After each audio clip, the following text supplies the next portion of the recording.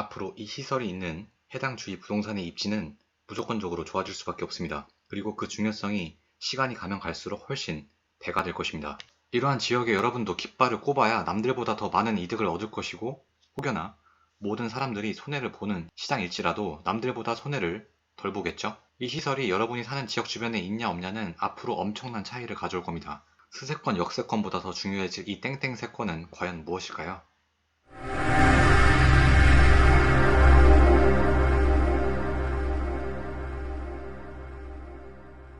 안녕하세요. 온라인 건물주입니다. 오늘은 현 시점에서가 아닌 향후 5년 뒤 또는 10년 뒤에 최고로 중요해질 이 땡땡세권 주변의 부동산을 소유해야 하는 이유를 알려드립니다. 대한민국에서 향후 유망한 업종은 무엇이 있을까요? 저는 두 가지를 꼽을 건데 이 말에 공감하지 않는 분들은 거의 없을 겁니다. 첫 번째는 반려동물 산업입니다. 1인 가구 증가 등 복합적인 이유로 인해 현재 우리나라 반려동물 보유 인구는 거의 1,500만 명에 육박을 합니다. 최근에는 김선권 전 카페벤의 창업자가 반려견 오마카세 레스토랑을 강남구 청담동에 열었는데요. 손님이 사람이 아니라 강아지입니다. 이렇게 사람보다 반려동물이 대접받는 시대이고 앞으로 이러한 현상은 점점 더 심화될 것입니다. 두 번째로 유망한 산업이 바로 실버 산업이죠. 이 실버 산업 역시 앞으로 유망하지 않다고 이야기할 사람은 아무도 없습니다. 그만큼 실버 산업은 앞으로도 대한민국 인구 구조 특성상 유망할 수밖에 없는 산업이고 이와 관련해 반드시 주목을 해야 합니다. 서울 성모병원, 삼성서울병원, 서울대병원, 참고로 서울대병원은 서울대 안에 있는 병원이 아닙니다. 이 부분을 모르고 계신 분들도 많을 겁니다. 그리고 서울 아산병원, 세브란스병원, 이 5개 병원을 국내 탑5 종합병원이라 부릅니다. 이들의 공통점이 무엇인지 아시나요? 모두 서울 안에 있다는 겁니다. 좋은 일자리, 좋은 학교, 재미있는 놀거리, 문화시설 등도 서울에 집중되어 있지만 병원만큼, 그리고 그 중에서도 상급 종합병원만큼 서울에 몰려있는 것도 또 없을 겁니다. 솔직히 대학병원뿐만 아니라 여러분들이 동네 병원 갔을 때, 즉 여러분이 환자의 신분으로 병원에 갔을 때 정말 꼼꼼하게 진찰을 받는다, 이런 느낌이 드시나요? 이 부분에 있어서 그렇다라고 이야기할 사람은 거의 없을 겁니다. 길어야 5분이지 보통은 5분도 안 돼서 그냥 진찰받고 처방전 받고 나오는 경우가 대부분이죠. 저만 그런가 싶어서 다른 환자 지켜보고 있으면 마찬가지입니다. 어찌되었든 동네 병원도 이런데 조금 더 심각한 상황으로 대학병원을 찾는 환자조차 평균적으로 74일을 기다려서 의사를 만나도 5분 진료를 받는다는 현실은 씁쓸하기만 합니다. 지방 환자 서울 대형병원으로 작년에만 지방 환자 100만 명이 수도권 대형병원으로 원종 진료를 받는 것으로 확인됐습니다. 저 역시도 국가 의료 균형 발전은 이미 확실히 붕괴가 되었다고 생각합니다. 특히나 의료 서비스 분야는 다른 분야에 비해 의료 기술 수준이 매우 중요하므로 많은 사람들이 조금이라도 더 전문의를 찾으려 하고 특히나 연배가 있으신 어르신 분들은 이러한 전문의를 조금이라도 더 만나서 치료받고 싶어 하시는 것 같습니다. 그만큼 절박하기에 그럴 수도 있겠죠. 국민건강보험공단에서 제공한 자료에 따르면 환자 거주지 기준 타 지역에서 수술받은 건수 비율은 최근으로 오면 올수록 더 높아져만 가고 있습니다. 이에 반해 지방에서는 연봉을 더 올려준다고 해도 의료인들이 지방 자체를 안 가려고 하니 말 그대로 의료 쪽에 있어서도 구인난이 정말 심각합니다. 이러한 상황에 의대를 졸업을 해도 많은 의사들이 쉽고 돈을 많이 벌 수 있는 성형외과, 피부과에는 사람이 몰리고 소아과, 흉부외과, 외과, 산부인과 등 일은 고된데 피부과, 성형외과에 비해 돈도 못 버니까 지원자가 갈수록 없죠. 빅5 대형 병원에서도 개두술, 즉 두개골을 절개하고 뇌를 드러내서 하는 수술, 이것을 할 수 있는 의사가 서울대병원은 3명, 서울 아산병원은 2명밖에 없습니다. 벌써 10년도 넘은 자료인데요. 암 환자인데 병원을 못 구해서 병원을 몇 번이나 돌아다녔는지 나온 자료입니다. 2회 이상 이동한 환자가 27%나 되고 암 질환별 평균 병원 이동 횟수를 보면 췌장암이든 유방암이든 간암이든 폐암이든 평균 2회가 다 넘습니다. 특히나 광주 전남 지역은 2회 이상 돌고 보면 역시나 서울이 1.29회로 가장 낮긴 낮네요. 근데 더 자세히 살펴보니 병원을 4회 이상 이동한 숫자의 비율을 보니까 4회가 6%, 5회 이상도 4.5%나 됩니다. 이 두 개를 더해보면 10.5%니까 즉 4회 이상 이동한 비율만 따져도 10%가 넘는다는 거예요. 이거 진짜 심각한 거 아닙니까? 지금도 이러한데 앞으로 2050년 대한민국 인구 구조 피라미드입니다. 50세 기준으로 보았을 때 50세 아래는 사람이 별로 없고 50대 위로는 사람들이 엄청나게 많죠. 2017년 기준 연령대별 인구 분포를 보아도 40대가 17%, 50대가 16.4%, 60대가 10.5%였습니다. 2023년 기준으로 보면 중위 연령은 45.6세입니다.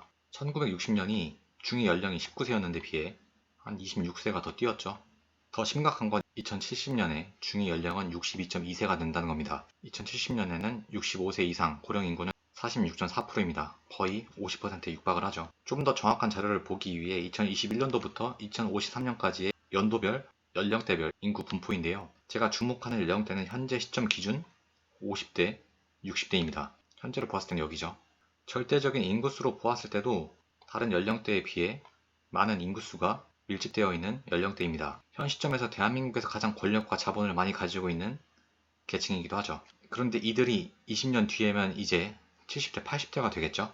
2053년이 되면 80대 이상 인구수도 18%로 거의 20%에 육박을 합니다. 즉 70대, 80대가 되면 본격적으로 의료 서비스를 받아야 하고 또 자주 받아야 합니다. 그러한 연령대에 속해 있는 분들이 앞으로 의료시장에 엄청나게 유입이 많이 될 수밖에 없는 구조라는 거죠. 이뿐만이 아닙니다. 노인대국 일본보다도 심각한 문제가 노령화도 일본보다 빠른데 한국은 또 다른 문제를 또 갖고 있죠. 바로 합계 출산율이 일본보다 훨씬 적다는 겁니다. 그냥 적은 게 아니라 시간이 가면 갈수록 2배 수준으로 차이가 나고 있습니다. 그런데 이러한 상황에서 각 국립대병원 2023년 소아청소년과 지원 현황을 보면 지원자 좀 보세요. 충북대병원, 전북대병원 각 1명, 총 2명 빼고는 지원자가 1명도 없습니다. 서울에 있는 웬만한 소아과를 보면 어느 병원을 가도 손님이 미어 터지는 것을 쉽게 볼 수가 있습니다. 아니 어떻게 보면 뭐야 아이 안 낳는 한국이라고 했는데 아이 엄청 많이 낳는 건가? 왜 이렇게 아이가 많아? 라고 생각하시면 안 됩니다. 아이는 급속도로 없어져 가는데 소아과 병원은 더 빨리 없어져 가서 이러한 현상이 나타나는 겁니다. 소아과 역시 도미노 붕괴가 시작되었다고 생각을 합니다. 이 소아과 일 역시 일은 고된데 반해 수입이 적어서 병원을 유지하고 싶은 의사분들이 많이 없겠죠. 그래서 이제는 어느 병원을 가든 5분 진료가 일상이 되어가고 있습니다. 근데 곱씹어 보면 입장을 바꿔놓고 여러분이 의사라면 또 이해가 안 가는 것도 아니에요. 정신과 관련해서 1시간 초진 비용 수입 비교를 해보면 상담을 아무리 오래 해줘도 크게 수입이 늘어나지 않고 진찰료는 사람에 따라 받으므로 1시간에 한 명 환자 받으면 56,700원인데 3분씩 한 명의 환자를 보게 되면 즉 1시간에 20명의 환자를 진료를 하게 되면 66만 6,800원이 됩니다. 1시간에 한 명 환자 상담해주는 것보다 수입이 10배 넘게 차이가 납니다. 여러분이라도 이렇게 20명 받지 1명 받지는 않을 거잖아요. 의사라고 해서 다른 직종에 비해 특출나게 높은 사명감을 요구해서도 안 되겠지만 이런 수익 구조로 되어 있다 보니 누가 성심성의껏 진찰을 볼까 싶습니다.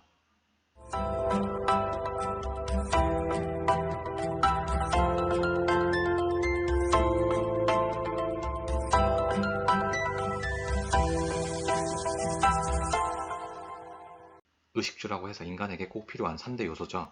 그 중에 하나가 옷입니다. 그런데 옷이 없다고 죽나요? 이러한 음식을 못 먹는다고 바로 죽나요? 오히려 이런 음식은 많이 먹을수록 문제죠. 하물며 건강에 도움이 되는 채소, 과일도 일주일 동안 안 먹는다 해서 크게 문제되지는 않습니다. 뭐 부동산에 있어 백화점이 주변에 있으면 무조건 호재죠. 근데 백화점이 없다고 해서 또는 한 달 동안 백화점을 안 간다고 해서 당장 내 생명에 문제가 생기진 않습니다. 수세권이라고 해서 그 지역의 상권을 일으키는 스타벅스 역시 내 주변에 없다고 해서 나에게 큰일 나는 건 아닙니다. 사람마다 물론 받아들이는 게 다르겠지만 보통 스타벅스 자체가 삶의 만족도를 조금 높일 뿐이지 이것 역시 없다고 해서 크리티컬하게 우리에게 영향을 미치는 건 아닙니다. 근데 병이 걸리면 어떻게 될까요? 갑자기 심장마비가 올 수도 있고 고혈압, 당뇨 등 증상이 악화되어 응급 상황으로 진행될 수도 있습니다. 여러분들도 당연히 아시겠지만 응급 상황은 말 그대로 초긴박 상황이므로 이 골든타임이 굉장히 중요합니다. 쉽게 말해 일정 시간을 놓치게 되면 증상이 매우 빠르게 안 좋아지므로 근처의 의료시설, 그것도 고급 의료 기술을 보유한 병원이 있는지 여부는 매우 중요합니다. 이 시설 자체만으로도 생사를 가를 수 있는 요소잖아요.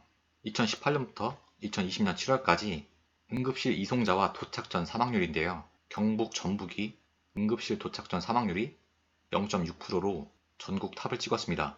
즉 누가 봐도 의료시설이 상대적으로 부족한 지역이라는 것을 알 수가 있죠. 반면 서울은 0.09%, 경기 역시 0.11%로 전북, 경북에 비하면 6배 이상이 낮습니다. 저 자료로만 따지면 경북, 전북에 거주하게 되면 응급상황 발생 시 사망할 확률이 서울, 경기에 비해 6배 이상 높다는 겁니다. 물론 의료시설이 주변에 없어서 무조건 경북, 전북이 서울, 경기에 비해 응급상황 시 사망할 확률이 6배 이상 높다는 가정을 하는 게 틀릴 수도 있습니다. 다른 변수들도 개입되어 이러한 상황이 나왔겠지만 의료시설이 주변에 없어서 이러한 병원 도착 전 사망할 확률이 높은 건 부인할 수 없는 사실입니다. 여기서 주목할 게 대구가 0.06인데요. 대구도 보시면 종합병원이 생각보다 많습니다. 여기 경북권에 상급 종합병원이 5개가 있는데 경북대학교 병원, 계명대학교 동산병원, 대구 가톨릭대학교 병원, 영남대학교 병원, 칠곡대학교 병원 모두 대구에 있습니다.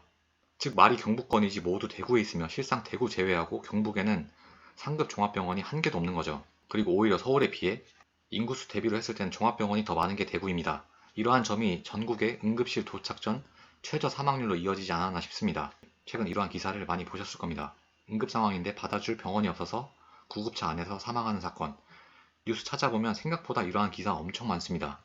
아까 잠깐 보여드린 상급 종합병원 현황인데요. 서울권에 14개, 경기권에 8개가 있습니다. 그런데 이러한 대학병원들이 수도권 내에 또 분원을 설립하려고 합니다. 서울대병원은 경기도 시흥시에, 서울 아산병원은 인천 청라국제도시에, 아주대병원은 평택 브레인시티에, 세브란스병원은 인천 송도에, 인하대병원은 경기도 김포에, 중앙대병원은 경기도 광명시에 또 분원을 내려고 합니다. 중앙대병원은 현재 완공도 돼서 운영되고 있기도 하고요. 근데 위치를 보시면 아시겠지만 전부 다 수도권에 있습니다. 사실 이러한 병원을 세우는 게 병원 입장에서도 돈을 많이 벌 수 있는 확실한 수단이기에 좋고, 유명 대학병원 유치를 통해 재선을 노리는 정치인들도 많고, 또 그 해당 지역 주민들 역시 엄청나게 좋아할 수밖에 없어 크게 반대할 사람도 없겠죠. 물론 해당 지역 의료 병원들은 대학병원의 환자 및 의료 인력 등을 뺏길 수 있어서 반대를 할 수는 있겠지만 소수이겠죠. 이러한 사실을 떠나서 삶은 개구리 증후군 많이들 들어보셨을 겁니다. 개구리를 끓는 물에 바로 넣으면 그 뜨거움에 놀라서 바로 뛰쳐나오게 되는데, 개구리를 미지근한 물에 넣고 천천히 끓이면 그 뜨거움을 인지하지 못해서 삶아 죽게 됩니다. 저는 지금도 발생하고 있는 노령화 현상 및 의료 대란은 정말 딱 삶은 개구리 증후군이라고 생각을 합니다. 실상은 언론에서 언급하는 것보다 훨씬 더 심각한 상황인데, 이거를 제대로 건드리게 되면 고양이 목에 방울 다는 격이 됩니다. 실상 그 누구 하나 먼저 행동하기가 쉽진 않죠. 결국 노령화는 기하급수적으로 미친듯이 증가하고 지방 소멸은 가속화되고 있는 게 눈에 보일 정도인데, 나이 들어서 은퇴하면 시골로 귀향할 사람이 생길까요? 지금도 예전 20년 전에 비하면 시골로 귀향해야겠다는 인식이 엄청 희미해진 건 사실이지만 10년 후에는 이러한 생각조차 하지 않을 겁니다. 지금도 지방에 있는 시설 중 가장 붐비는 시설을 꼽으라면 단연 병원입니다. 그런데 그 병원에서 대기하고 있는 환자들을 가만히 관찰하고 있으면, 아니 단번에 알아차릴 수 있는 사실은 그 환자들의 연령대는 거의 90% 이상 노인일 때가 많습니다. 그런데 어찌되었든 이런 지방 병원에서 일하던 의사분들도 결국 나이가 들어 은퇴를 하면 진료를 할 의사가 없어지게 되고, 또는 신규 의사를 뽑으려고 하는데 이러한 지방, 시골 병원에 의사들이 잘 가진 않습니다.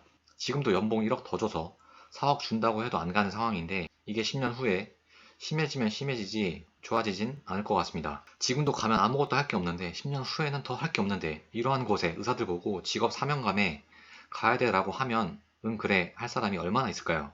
그래서 진짜 앞으로는 나이 들면 시골 귀향? 이것은 없어지게 되고, 나이 들면 서울 귀향하는 경향이 더 강해질 겁니다. 지방에서 50년, 60년 살다가 은퇴를 하셨어도 앞으로는 수도권에 이사와서 노후를 보낼 확률이 더 높아질 겁니다. 연일 이러한 기사가 터져 나오는데, 여러분이 노인이라면 가만히 있을 건가요?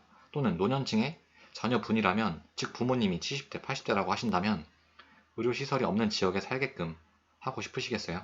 지방 젊은 층의 수도권 유입뿐만이 아니라 전국 노인분들의 수도권 유입이 가속화되는 것은 시간 문제라고 생각을 합니다. 왜? 의료시설은 생명이 직결되는 것이므로 무조건 최우선순위가 될 수밖에 없기 때문이죠.